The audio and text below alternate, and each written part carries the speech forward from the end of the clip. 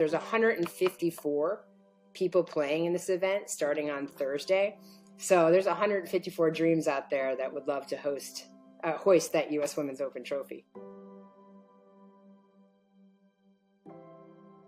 Yeah, I mean, I think you have 10 amateurs in the field that you really have to pay attention to because they are incredible. You have Kira Romero, who's the #1 amateur in the world right now. She's playing in it. Mega Gane, she's playing in it. And then you have some professionals who have grown up in this area, which matters because it's kikuyu grass, and it's a very different type of grass at Riviera than typically you find around the rest of the country at championship venues. So if you've grown up here and played this golf course a lot, it is a distinct advantage. So you've got your Allison Lees, your Allison Corpuz, who won at Pebble Beach a few years back for the U.S. Women's Open. You've got Andrea Lee, who also grew up in this area.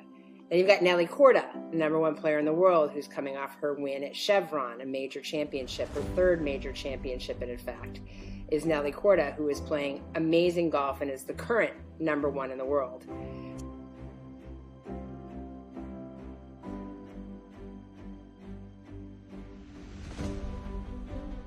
I think the cool part about this golf course, Riviera, if you don't have the history of it, so they're celebrating their centennial this year, Riviera is. So I think it's a wonderful nod to women's sports that the U.S. Women's Open is there in their celebration of their centennial, because Riviera has hosted the PGA Championship a couple times, the U.S. Men's Open, the U.S. Senior Open, but never the U.S. Women's Open.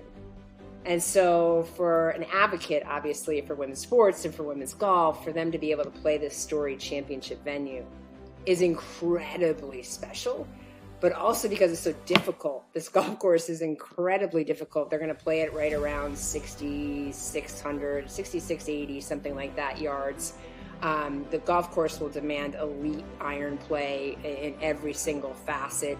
As I mentioned, the grasses are going to be a little different, so you're going to have to get used to that in your practice rounds and figure out how you're going to flight your trajectories on this type of grass and what works best to make the ball stop on these undulations of these greens.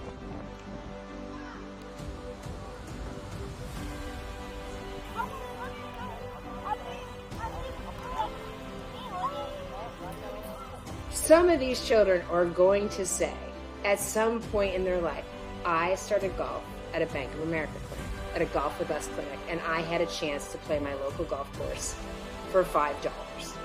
And that made me fall in love with the game.